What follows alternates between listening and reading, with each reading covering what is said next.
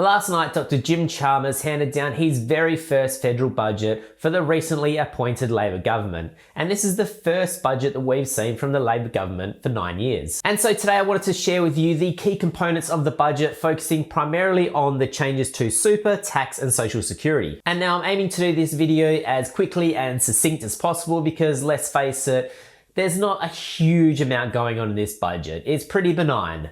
But it is important that you understand what the changes are because they may impact your financial plan. And also it's good to have a little bit of an understanding about what's happening just in case some conversation about the budget comes up at the next barbecue you're at and you want to throw in your 2 cents. But before we begin, let me just quickly remind you that these changes are only proposals at this stage.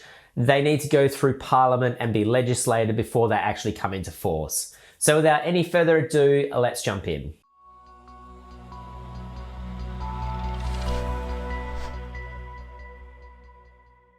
One of my favourite parts about this budget was what wasn't mentioned, and that is the Stage 3 tax cuts. There was speculation in the lead up to the budget that this would be altered.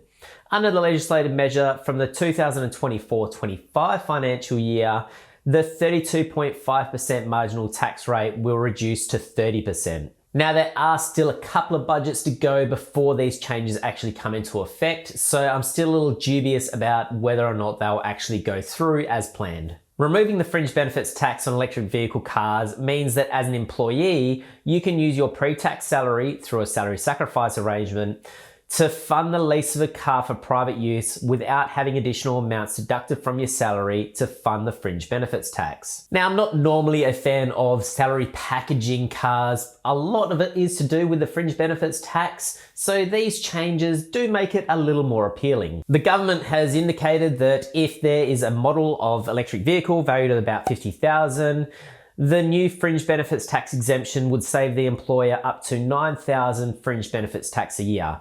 This means that an employee will save $9,000 pre-tax salary a year, and if the employee is on the top marginal tax rate, so that's 47%, the employee's additional take-home pay would reduce by $4,770.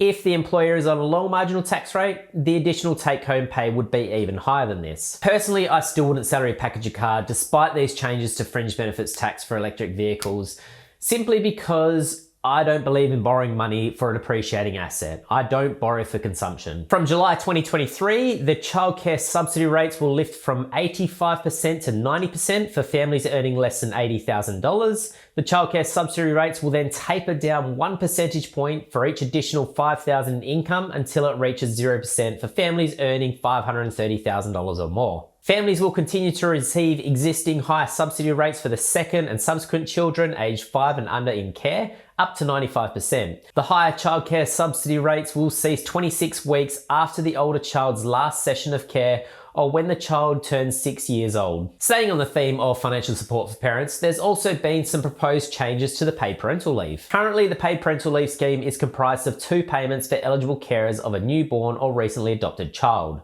Paid parental leave is available for up to 18 weeks for the birth parent, while dad and partner pay is available for up to 2 weeks for the father or partner. From 1 July 2023, the government will provide a total 20-week payment to families, including a portion reserved for each parent on a use it or lose it basis.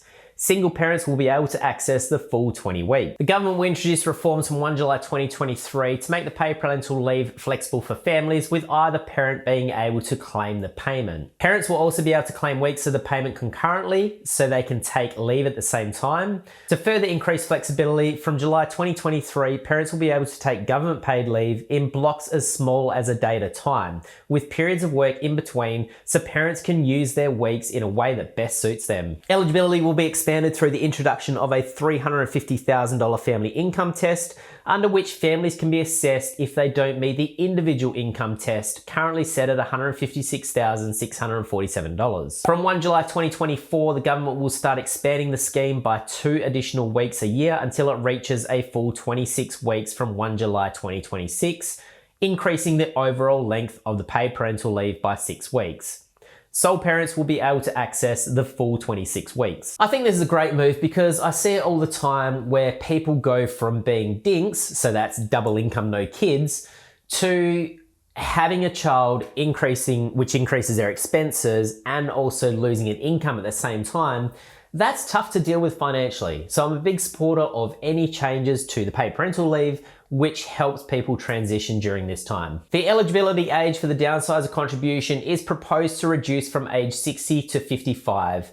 If you don't know what the downsizer contribution is, it allows eligible people to sell their principal residence, which has been held for 10 or more years, and contribute up to $300,000 per person, or $600,000 as a couple, of the proceeds to super without counting towards your concessional or non-concessional cap limit, and without meeting a work test. One thing to be aware of here is that if you are under the age of 65 and you make one of these contributions into your superannuation, then you might not be able to access the money. You're gonna need to meet a superannuation condition of release before you can actually gain access to the money once it's been contributed into your superannuation. Following on from the theme of downsizing, as previously announced, the government has proposed an extension to the asset test exemption of principal home sale proceeds that are intended to be spent on purchasing a new home from 12 months to 24 months for Social Security income support recipients. In addition, during the asset test exemption period, the government will apply a lower deeming rate of 0.25%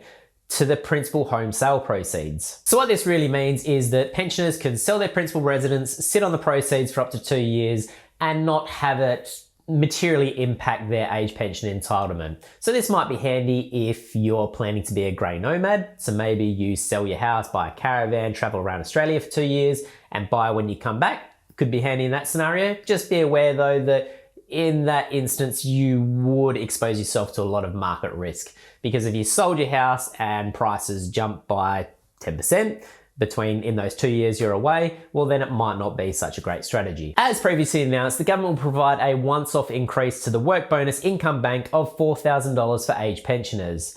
The temporary increase to the income bank will increase the amount pensioners can earn in the 2022-23 financial year from $7,800 to $11,800 before their pension is reduced. Now again, I think this is a great measure because I actually work with a number of elderly clients who are on the age pension and they would love to do some work because it gives them a little bit more money and also it gives them a little bit more purpose and something to sort of spend their time doing.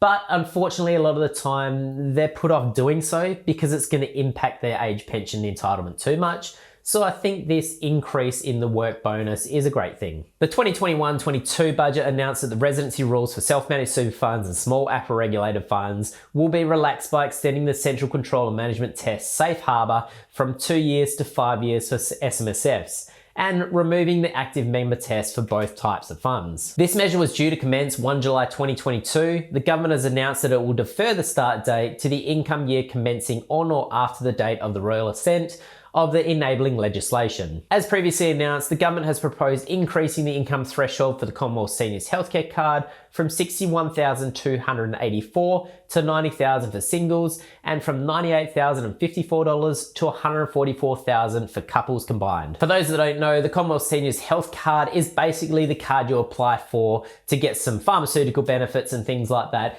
if you're not eligible for the age pension. I think this is a great move because I encourage my clients where possible to work hard, invest smart, and become self-funded for their retirement. And sometimes the self-funded retirees can get a little bit disheartened that they don't get any real benefits from the government, even though they've been paying their taxes throughout their working career. And so by increasing the eligibility for the Commonwealth Seniors Healthcare Card, I think it's a great move to give back to those people that are actually self-funded in their retirement. That covers off the things that I wanted to go through in this budget. Obviously, there are a number of other things to look through if you're interested. So like the housing supply and affordability, cheaper medicines, extra support payments and things like that. But if you want to dig deeper into that, there's a lot of material out there. So by all means, keep doing some more digging. But today, I really just wanted to cover off the things that I think can impact your personal financial plan. But I hope you found this helpful. If you did, give the video a thumbs up and I will see you guys in the next one.